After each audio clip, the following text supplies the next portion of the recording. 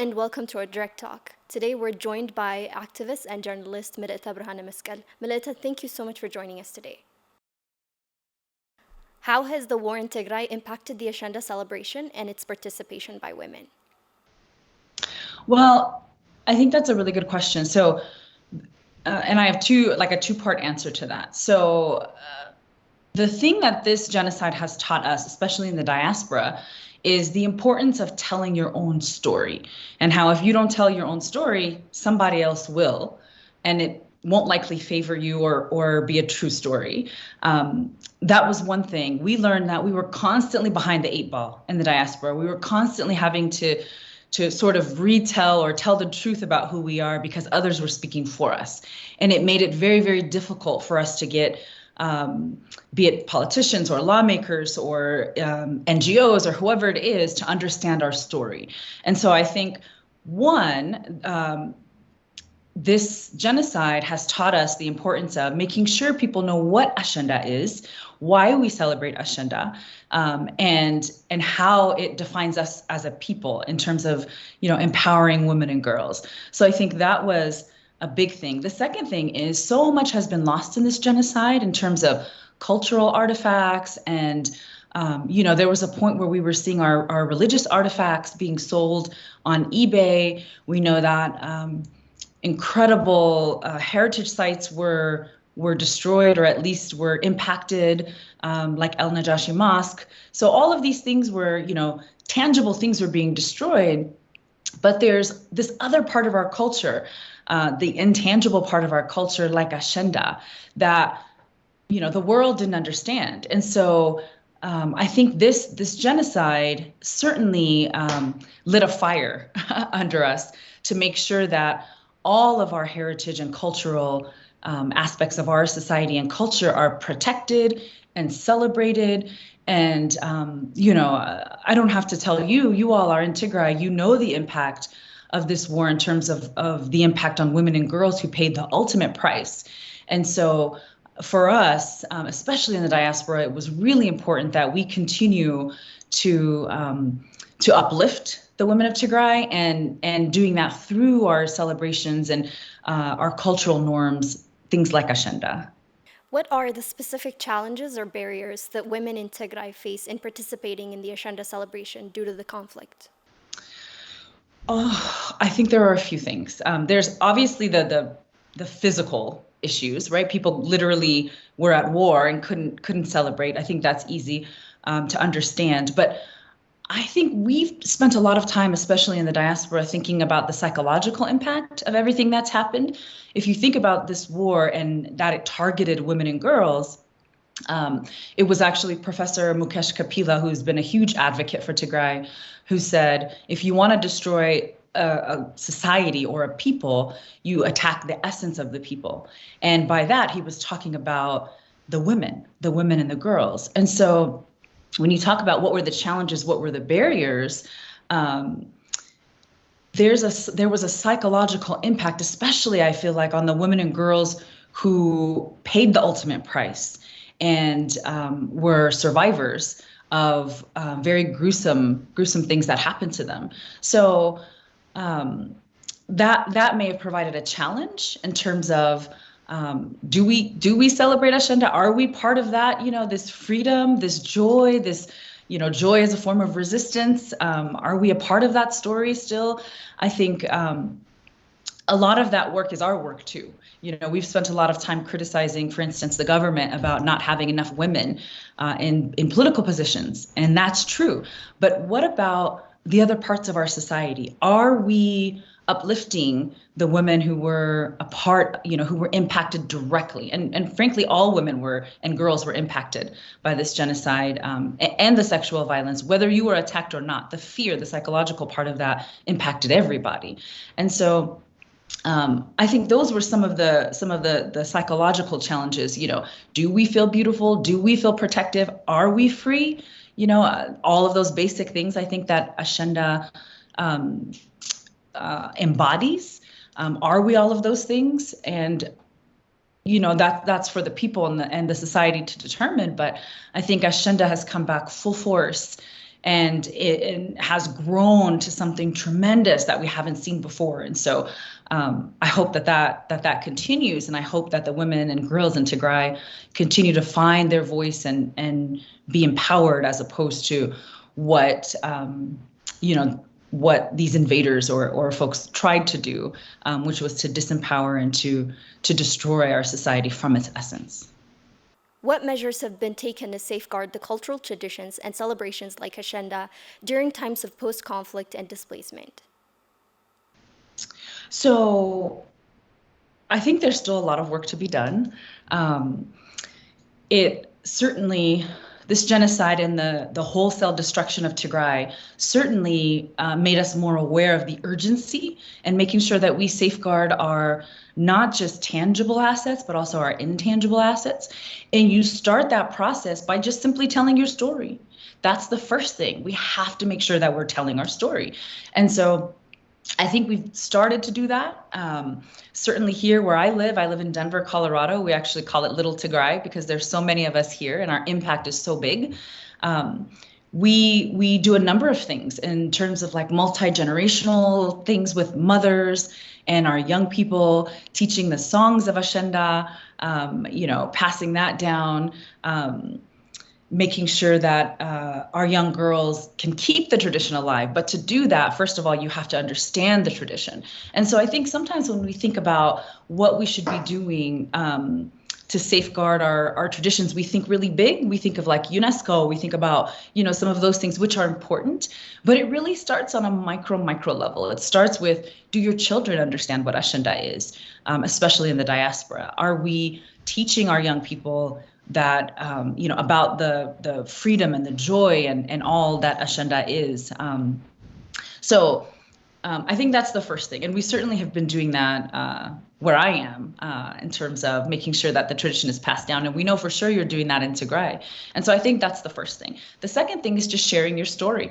We often get stuck in an echo chamber where we're talking to each other and we're telling each other the things that we really should be shouting on a mountaintop to our neighbors and friends to make sure, that they understand the story. But I also know there are efforts to try and get the, UNESCO has where they recognize intangible cultural heritage. And I know there are people, especially really smart Tagaru, who are working on making sure we have that type of recognition, because it really is a huge celebration and it really is a beautiful festivity that we want to make sure, is accurately recorded and celebrated. So, I was in Sudan briefly after the war started because we couldn't get any information of what was happening in Tigray. And so we did the next best thing, which was find our people. And they were a number of them. I think the number was 80,000 at that point, had fled into Sudan. And so I was able to go with Tigray Media House and go and interview refugees and hear the stories that were happening back home. The thing that impressed me so much about the women and girls and just people in general is how much they were committed to keeping, to normalizing their children's lives, their day-to-day lives, and as much as they could. I mean, it was very much an uncomfortable environment, but they still celebrated Ashenda. They still celebrated Yakatis. Like they made sure that they, kept as much alive for their children as they could.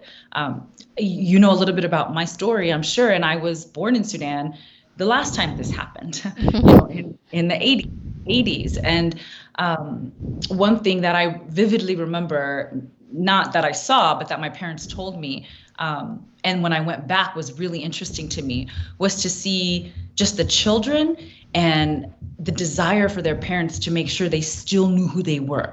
My father, from the stories that I understand, started a school while he was there when we were little, because they were they wanted to make sure that the children still, spoke Tigrinya, could write Fidel and all of that. He also, we're Orthodox, so he started a church there, and I actually saw the church, when we were there. So just really the drive for our people in Sudan, and they're suffering right now. Sudan itself is, at war, and it's really challenging, but they still managed to celebrate Ashenda and all of the different cultural heritage activities that they would do in Tigray. And so I just applaud that resiliency and that, desire to still have joy in spite of their challenges. Can you discuss any initiatives or efforts taken to ensure the continuation and the resilience of the Ashenda celebration despite the adversities faced by the women in Tigray? Yes. So I mentioned the UNESCO, intangible heritage registration. I'm not personally involved in anything like that, but I know there are groups who are working on that. But for us, and I think anyone can do this in their small, wherever you are in the world, this is something you can do. We've turned Ashenda into a festival. So just like we have festivals like here in the U.S. in the States, we have Cinco de Mayo. We have various holidays from different parts of the world that are huge celebrations that involve the entire city. And so that's what we're striving to do with Ashenda. Any of us can do this, where you can get your city to recognize and proclaim, an Ashenda Day or recognize the Ashenda event. And so we're working on that in Denver now. Our festival is 2 days long, and we bring in incredible artists. This year we have like Mahalet, and we have Terhas Koppale and Eden, and they're all coming to Denver.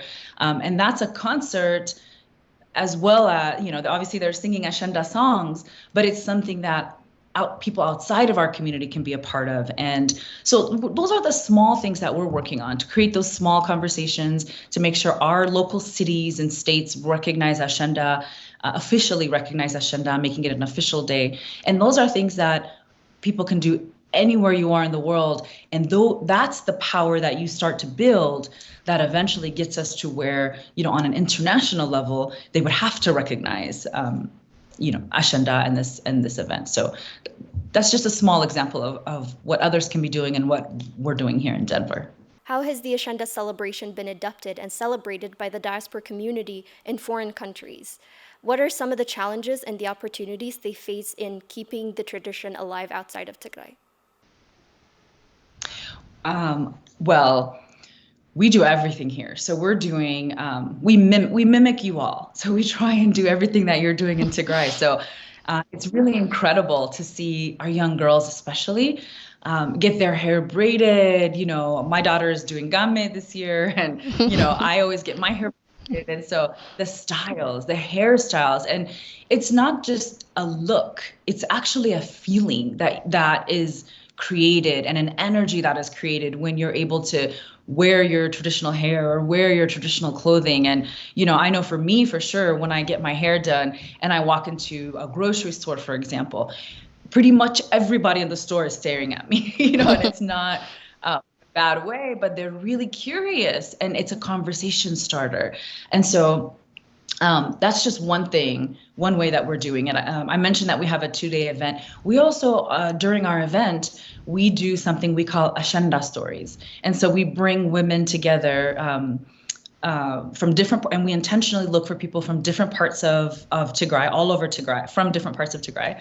And we have a panelist. I did it last year. This year we have another young woman who's going to be interviewing the mothers or the sisters, and they talk about Ashenda. They tell their stories about how they celebrated Ashenda in different ways. For instance, last year we had someone from the Europe community talk about Mariam. So, or Maria, I guess is what they call it. So we talked about it. So we make sure that we also step it up and we have the conversations. We also this year are focusing on Tigrayan women-owned businesses. So we want to financially empower our mothers and our sisters also through Ashenda. And so, it's maybe that's a little bit of a twist, but I don't think it is, because, when the girls are going around and they're singing and people are giving them money or not, and all of that is going on, so there's this like financial part that's part of Ashenda. And so we're just kind of adapting it for where we are a little bit and the culture here, and we're adding elements that empower the women business owners. So we do that in different ways. We have booths, first of all, that, at our festival where women are showcasing their goods and they're selling their things. And this year we have another twist. I don't want to tell too much about it because we want to surprise our community. We're doing just a little bit more to support our women business owners this year. So at the end of the day, it's just trying to get the culture to translate for our young people here. We want to make sure they understand every bit of Tigray so that when they do go back home, and that is our goal and our hope that they will go back home, that it's not foreign to them, that they can say, oh yeah, I have an Ashenda story too, and this is what it looks like. And it's slightly different, obviously, than what you're doing there, but yet it's the same, and yet we're connected. In what ways does the diaspora community contribute to promoting Ashenda as a symbol of cultural heritage and women's empowerment on an international scale? Yeah, I think the big lesson that we all got from this genocide, and it was a painful lesson, but we all understand our assignment well now, is that we are all de facto ambassadors for Tigray. We all have a role in how people understand Tigray, how they'll engage with Tigrayans, how policy will be shaped around how you interact with, in the Horn of Africa, and specifically our interest is in Tigray. So we learned that the painful way. And so now that we know that we have a responsibility to uplift all parts of Tigray, including these type of like intangible cultural celebrations. And so we actually, I just got a message from some young girls yesterday evening about Ashenda. They self-organized and created their own Ashenda dance. And so it's really beautiful. It's about, 24 or so young girls. They're all in high school, so like 15 or so to 18 years old. And they pick all parts of Tigray and they emulate the dance in those areas. And it's beautiful. It's really beautiful. And so I think that's our contribution, is making sure that we and our children understand Tigray and how Ashenda looks in different places, because it looks slightly different, but also making sure the world around us understands Tigray and who we are and who the women are and why the celebration is so significant for us. Because the genocide certainly changed maybe not the significance of Ashenda, but maybe the scale or the passion that we celebrate Ashenda. Because for decades, we've been celebrating Ashenda here. Our mothers have been very, very good to make sure that even if it was just, we're going to go to the park and we're going to dance around one another, to get us to the point that we are now. But I think we all understand now that we have a significant responsibility to make sure that Ashenda is understood and promoted.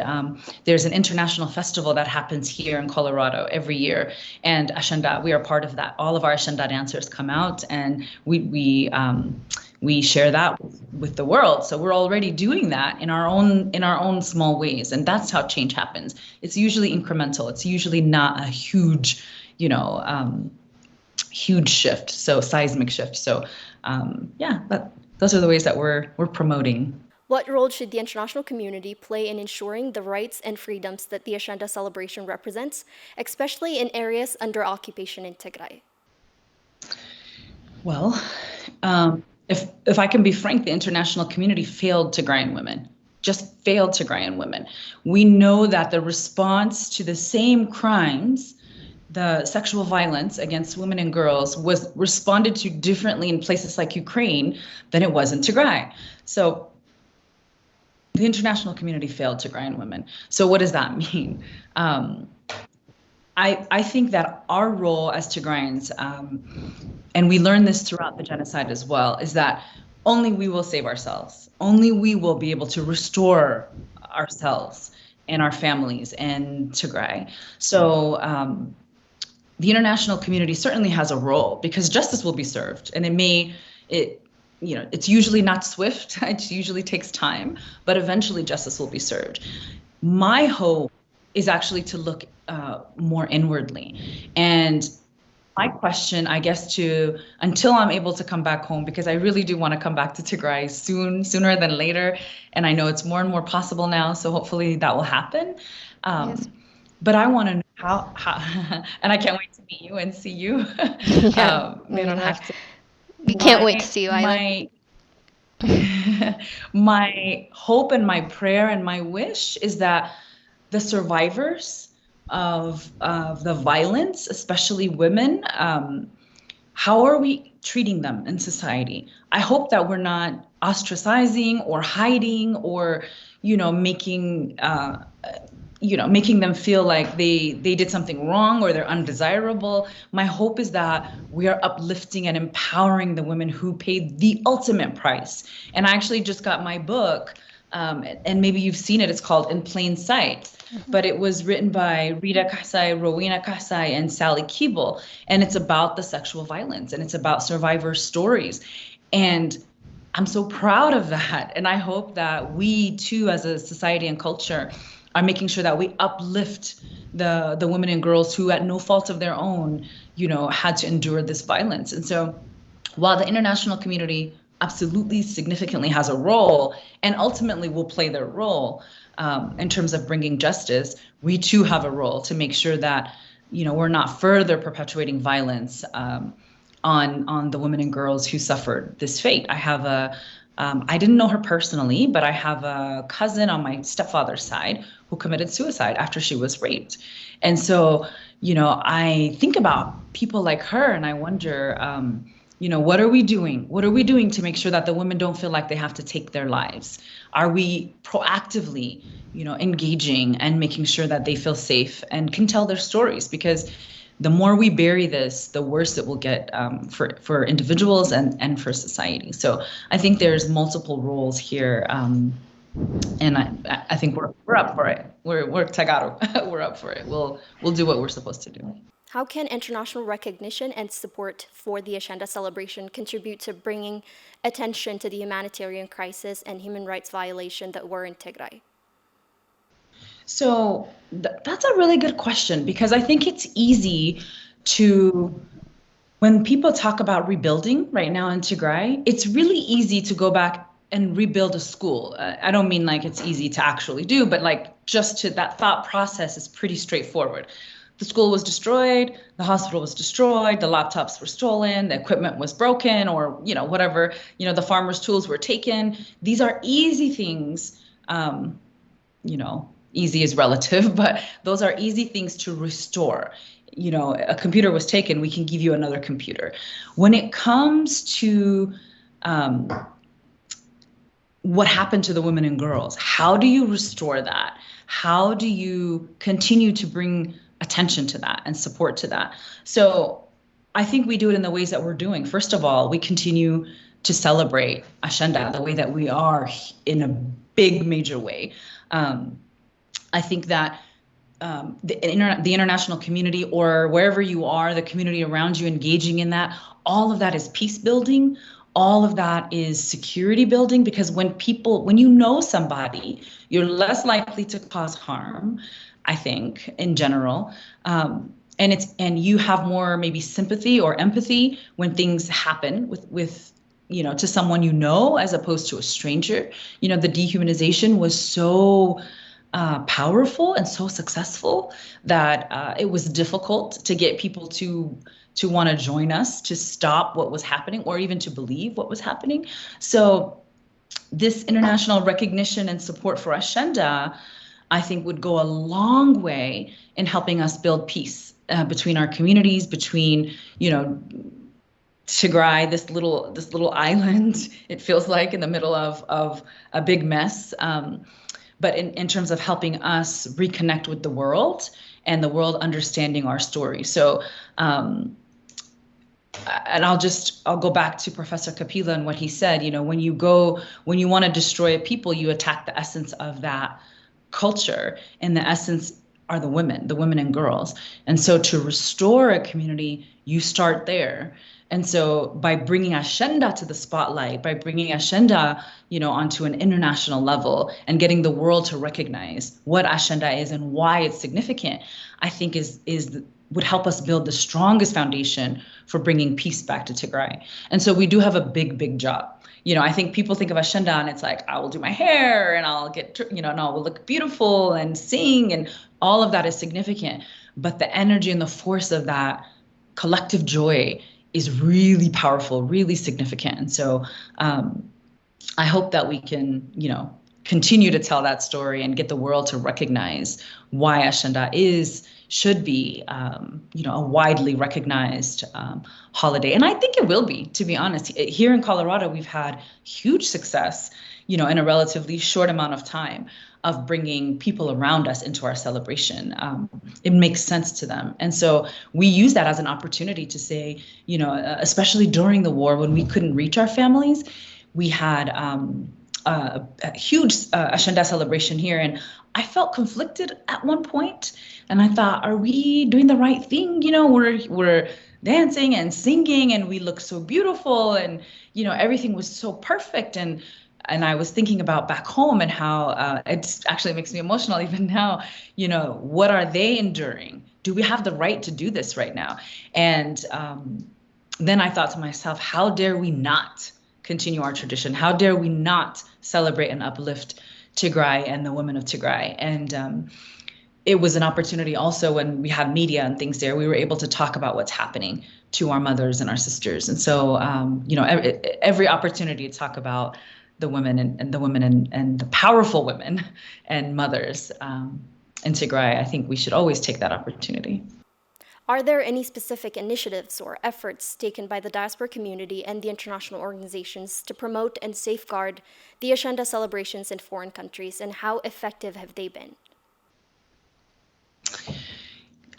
Yes. So I can just tell you from my own personal experience. The first thing is, and probably the most effective thing is, teach your children. Just start with your children, in terms of in the diaspora. And this is true back home as well. I can't tell you how many Tigrayans I met in, say, Addis Ababa who don't speak Tigrinya or who don't really truly understand, some of the traditions of Tigray. So this is true no matter where you are. Start by teaching your children. They need, if you think about a tree and its roots, like your roots have to be firmly planted in order to grow a beautiful tall tree. So the biggest and most simplest thing that we can do to ensure, promote, and safeguard Ashenda is to make sure our children understand Ashenda and what it is, and why we celebrate it and how we celebrate it and the differences in Ashenda from place to place. So I think that's the first thing that we can do. Just teach your children. They're so hungry for the knowledge and the information. That's the first thing. And then the second thing is to have a collective community effort when you celebrate Ashenda, which I think we do to a certain extent, especially here in the States. Wherever you are, it doesn't matter where you are, you should celebrate Ashenda. This might be controversial, but I think the artists should celebrate Ashenda in Addis Ababa. I actually support that. I think wherever we are in the world, we should celebrate Ashenda. It doesn't matter where. There's, I mentioned earlier that, joy is a form of resistance. There is an effort to crush and quell everything about being a Tigrayan. So you should celebrate and make sure you do that no matter where you are. So that would be the other thing. And then and maybe the last point, I think, for us in the diaspora, the easy thing is making sure that you get your recognition of Ashenda on your local levels. Have the conversations when you're at, when your hair is braided and you walk into the market and people are just like, wow, who are you? You feel like a princess walking into the space. But that opportunity to say, isn't it beautiful? And oh, by the way, here's what's happening, or here's how you can help us because of what's happened, at home and in Tigray. And people, for us in the diaspora, there's been a lot of success in making sure everyone knows what Tigray is. I mean, it's really incredible. We went from 0 to 100 because no one knew about Tigray. And now we've bombarded them. And so now everybody, knows what Tigray is, including, I remember I always wear my necklace everywhere I go that has Tigray on it. And in the grocery store, in the midst of the war, I remember someone was checking me out. And it was a man, actually. He looked at my necklace and he said, oh, I'm so sorry, we're not doing more in terms of the government. And so I was like, wow, we've done it.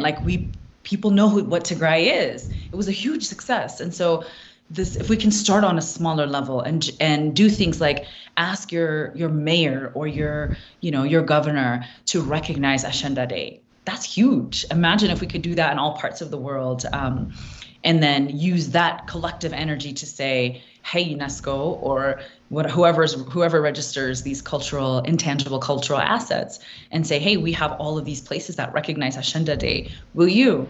I think would be a good starting place. But start with the kids. Those are my favorite. I love kids. I love kids and elders, but start with the kids.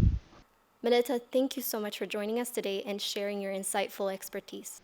Thank you, Meron Hafte. I cannot wait to come to Tigray, and we have a huge Ashenda celebration coming up in Denver, a festival, and I can't wait to come and have Ashenda in Tigray with you all. That wraps up this edition of our Direct Talk. Thank you so much for tuning in.